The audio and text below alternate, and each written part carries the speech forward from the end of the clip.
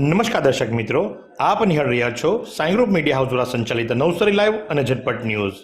દિવસભરની ઘટનાઓથી અવગત કરાવતું એકમાત્ર બુલેટિનમાં જુઓ દેશ અને દુનિયાના આજના મહત્વના સમાચાર. સિલપોરના મુખ્ય રસ્તા ઉપર આવેલા ઘરની અંદર તસ્કરોનો ત્રાટ. તસ્કરો ત્રાટક્યા રાત્રે ઘરની બારીની અંદરથી ઘરમાં પ્રવેશ કરી અને સોના સહિત રોકડની ચોરી કરી પલાયન થઈ ગયા. મુખ્ય માર્ગ પર આવેલા નસીલપોરના આ ઘર કે જેને વિનેશ પટેલનું ઘર કહેવામાં આવે છે, એની અંદરથી કેશ અને સાથે દાગીના લઈ ચોરો થયા ફરાર. ગામડાઓની અંદર પણ હવે ચોરીનો ત્રાસ વધી ચૂક્યો છે. ચોરો જે ખરા એ આ રીતે ચોરીઓને અંજામ આપે છે. ખાસ કરીને એવા ઘરોને ટાર્ગેટ કરે છે કે જ્યાં લોકો છાસવારે આવતા હોય, એટલે કે શહેરમાં ઘર હોય, ગામડામાં ઘર હોય, તો ગામડામાં આવા ઘરોને પહેલો નિશાન બનાવવામાં આવી રહ્યો છે. પોલીસ સ્ટેશનના પ્રોહિબિશનના ગુનાઓમાં નાસ્તા ફરતા વોન્ટેડ આરોપીને પકડી પાડતી Navsari LCB team. Navsari LCB ટીમને અત્યારે એક કવાયત મળી છે કે જેની અંદર 7 તારીખથી લઈને 21 તારીખ સુધી સ્પેશિયલ ડ્રાઈવની અંદર અલગ અલગ ગુનાઓની અંદર નાસ્તા ફરતા આરોપીને પકડવા માટે ડ્રાઈવ કરવામાં આવી રહી છે. જેની અંદર મંજુલ કુમાર કે જે મનોજ કુમાર જોધર પ્રસાદ પટેલના સુપુત્ર છે, 23 વર્ષની ઉંમર છે, મજૂરી કામકાજ કરે છે અને એને ઝડપી પાડવામાં આવ્યો છે. આમ મૂળ તો એ ઉત્તર પ્રદેશનો રહેવાસી છે, પણ હાલ તો એને guest house, Nataraj guest house જે ખરું સુરત પાસે આવ્યું છે, ત્યાંથી એને ઝડપી લેવામાં આવ્યો છે. પિલ્લીમોરા પોલીસ સ્ટેશનના પ્રોહિબિશનના ગુનાઓમાં નાસ્તા ફરતા વોન્ટેડ આરોપીને પકડી પાડતી નવસારી એલસીબી ટીમ. ઇલેક્શન માથા ઉપર છે અને ત્યારે ગુનાને ડામવા માટે અલગ અલગ કવાયતો હાથ ધરવામાં આવે છે. જે કવાયત દરમિયાન જેલ તોડી ભાગ્યા હોય, જાપ્તામાંથી ભાગ્યા હોય, વચગાળાના જામીન પર ભાગ્યા હોય એવા આરોપીને ઝડપી પાડવાની એક કવાયત હાથ ધરવામાં આવી છે. જેમાં પ્રોહિબિશનના ગુનાની અંદર નાસ્તા ફરતા આરોપી રાજીવ કુમાર રાજીવ ઉર્ફે લાલુ કે જે મુકેશ ભગુ પટેલનો સુપુત્ર છે, જે flat number 304 Omkar flats Phulpada મોહલ્લો અશ્વિની કુમાર સ્મશાન ભૂમિની બાજુમાં કતારગામ જીઆઈડીસી સુરત અને મૂળ રહેવાસી બિલ્લીમોરા તાલુકો ગણદેવી જિલ્લો નવસારીનો છે, એને નવસારી રેલવે સ્ટેશન ખાતેથી પકડી પાડવામાં આવ્યો છે. અને કારના કાફલા સાથે પંચાયતના ઉમેદવારોનું સરઘસ મંત્રીના આશીર્વાદ. સ્થાનિક સ્વરાજ્યની ચૂંટણી યોજાનાર છે અને એના માટે આજે અંતિમ દિવસ છે ફોર્મ ભરવાનો. અને ભાજપ તરફથી દીપમાલા કાર્યાલય ખાતે કાર્યકર્તાઓ ભેગા થયા હતા અને ઉમેદવારોને હળતોળા કરી વિજયી તિલક કર્યા અને શુભેચ્છાઓ પાઠવવા માટે ખુદ ગણદેવી ચીખલી ખેરગામ તાલુકાના ધારાસભ્ય અને રાજ્ય સરકારના કેબિનેટ મંત્રી નરેશ પટેલ પણ ઉપસ્થિત રહ્યા. ઉમેદવારો કાર્યકર્તાઓનો ઉત્સાહ વધાર્યો. તમામ ઉમેદવારોને એમણે આશીર્વાદ આપ્યા, વિજયી ભવ કહ્યું અને નાસ્તા પાણી કરી સમગ્ર કાફલો 2 ડીજેની સાથે 50થી વધુ કાર અને બાઇકની સાથે ખેરગામ ડંડા ચોક બજાર થઈ તાલુકા સેવા સદન ખાતે પહોંચ્યો. ચોરી કરવા માટે રાત્રિના સમયે સુરતથી ટ્રેનમાં બેસી નવસારી આવવાનું, જલાલપુર વિસ્તારમાં બાઇકની ચોરી કરવાની અને એમાં પણ 18 વર્ષથી નાના એટલે કે નાબાલિગ બાળકોનો ઉપયોગ કરવાનો. અને એવા એક બાળક પાસેથી એની વાલીની હાજરીમાં જલાલપુર પોલીસે એક્સેસ મોપેડ કબજે લીધી. સાથે જ અન્ય 3ને વોન્ટેડ જાહેર કર્યા છે. જી હા, આપ સાચું સાંભળી રહ્યા છો. કાયદાના સંઘર્ષમાં આવેલો એક બાળક કે હાલ એનું નામ અમે જાહેર કરી શકીએ એમ નથી, પણ વોન્ટેડ કરેલા આરોપીઓની અંદર ફતેહ ઉનપાટિયા, અફઝલ એ પણ ઉનપાટિયા અને અલી જે પણ ઉનપાટિયા, ભીંડી બજાર સુરત. આ 3 જે ખરા એ સુરતના રહેવાસી છે, લઘુમતી કોમમાંથી આવે છે અને આઓ તમામ જે ખરા એ ટ્રેનમાં બેસી નવસારી આવે છે સુરતથી. જલાલપુર વિસ્તારની અંદર બાઇકોની ચોરી કરે છે અને એમની પાસેથી ચોરાયેલી એક બાઇક કે જેનો નંબર છે GJ21BS 8654 એ ડિટેક્ટ કરવામાં આવી છે. ભારતીય જનતા પાર્ટીએ જીતની શરૂઆત કરી દીધી છે. ફોર્મ ભરવાના છેલ્લા દિવસે ચીખલી તાલુકાની ગેજ જિલ્લા પંચાયત બેઠક પર પૂર્વ જિલ્લા પંચાયત પ્રમુખ ડૉક્ટર અમિતાબેન પટેલ બિનહરીફ જાહેર થયા છે. એટલે કે કમળ એક ખીલી ચૂક્યું છે. ચીખલી તાલુકા પંચાયતની ગેજ જિલ્લા પંચાયત બેઠક પર પૂર્વ જિલ્લા પંચાયત પ્રમુખ અમિતાબેન પટેલ બિનહરીફ ચૂંટાઈ આવ્યા છે. આજના હવામાનની વાત કરવામાં આવે તો આજનું મહત્તમ તાપમાન 39 ડિગ્રી સેન્ટીગ્રેડ અને લઘુત્તમ તાપમાન 23 ડિગ્રી સેન્ટીગ્રેડ નોંધવા પામ્યું હતું. સવાર દરમિયાન હવામાં ભેજનું પ્રમાણ 97%, સાંજ દરમિયાન 27% નોંધવા પામ્યું હતું. 2.7 કિલોમીટર પ્રતિ કલાકની ઝડપથી પવન વેસ્ટ તરફની હતી.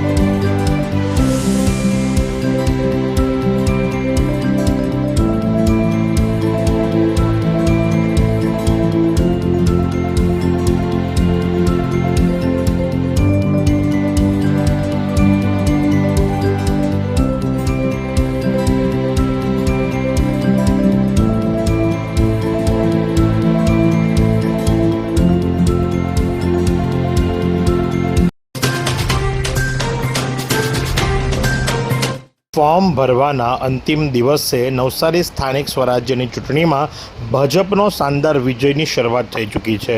વાત જો કરવામાં આવે તો નવસારી જિલ્લા પંચાયતની 30માંથી 3 બેઠકો બિનહરીફ, જેમાં ગેજ, બિગરી, દેવસર બેઠકો પર જીત મળી છે. ગણદેવી તાલુકા પંચાયતમાં બિગરી 1, બિગરી 2, દેવસર 2, માસા, ભાઠા અને અજરાઈમાં એમને જીત મળી છે. તો સાથે જલાલપોર તાલુકા પંચાયતમાં વિનાર અને પનાર આ 2 ગામો ઉપર બિનહરીફ ચૂંટાઈને ભાજપના ઉમેદવારો આવી ચૂક્યા છે.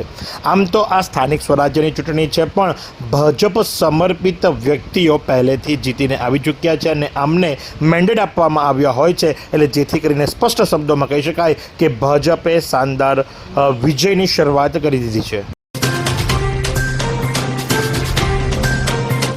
સામાન્ય રીતે વૃદ્ધ મહિલાઓને ટાર્ગેટ કરી ઓટો રિક્ષામાં બેસાડી સોના ચાંદીના દાગીનાની ચોરી કરતી ટોળકીના 2 ઈસમોને ઓટો રિક્ષા તથા સોના ચાંદીના દાગીના સહિત 6,92,046 રૂપિયાના મુદ્દા માલ સાથે ઝડપી પાડવામાં આવ્યા છે અને 3 ચોરીના 100% મુદ્દા માલ રિકવર કરી ગુનાનો ભેદ ઉકેલી કાઢવામાં આવ્યો છે. અને આ સફળતા જાય છે નવસારી એલસીબી ટીમને. નવસારી એલસીબી ટીમ વોચમાં જ હતી અને આરોપીઓને પકડવા માટે કવાયત હાથ ધરવામાં આવી હતી, જે દરમિયાન સલમાન ખાન ઉર્ફે સલ્લુ કે જે કયુમ ખાન અયુબ ખાન પઠાણનો પુત્ર છે, 26 વર્ષીય છે, રિક્ષા ડ્રાઈવરીના ધંધા સાથે સંકળાયેલો છે અને પૂજન હોસ્પિટલની પાછળ ખુલ્લા ભાગમાં ખેડાનો એ સ્થાનિક રહેવાસી છે. તો સાથે જ વિક્રમ કે જે ચીમન ધમાભાઈ દંતાણીનો સુપુત્ર છે, 29 વર્ષીય છે, છૂટક મજૂરી કરે છે અને એ મહેમદાબાદ જિલ્લો ખેડાનો આરોપી છે. તો સાથે જ એમના ત્રીજા સહ આરોપીને વોન્ટેડ જાહેર કરવામાં આવ્યા છે, જેનું નામ છે આશાબેન ચંદુભાઈ બેબી પૂજક, જે પણ મહેમદાબાદ ખેડા જિલ્લાના વતની છે અને એમની પાસેથી ડિટેક્ટ થયેલા ઘરફોડ ચોરીના ગુનાઓના 3 ગુના કે જેની અંદર નવસારી ટાઉનના 2 ગુના અને બિલ્લીમોરા પોલીસ સ્ટેશનનો 1 ગુનો, આમ કરી કુલ 3 ગુનાને ડિટેક્ટ કરી લેવામાં આવ્યા છે. સોનાની લગડી, રોકડ રૂપિયા, મોબાઈલ, ઓટો રિક્ષા અને સોનાની લગડીની સાથે આ તમામ વસ્તુઓ કે જેની કિંમત થાય છે 6,92,046 રૂપિયા. સ્થાનિક સ્વરાજ્યની ચૂંટણી 2026 સુપા ગુરુકુળમાં મતદાન જાગૃતિનો વ્યાપક અભિયાન. મતદાન એ પવિત્ર ફરજ. સુપા ગુરુકુળમાં જનજાગૃતિ પ્રભાવશાળી સંદેશ.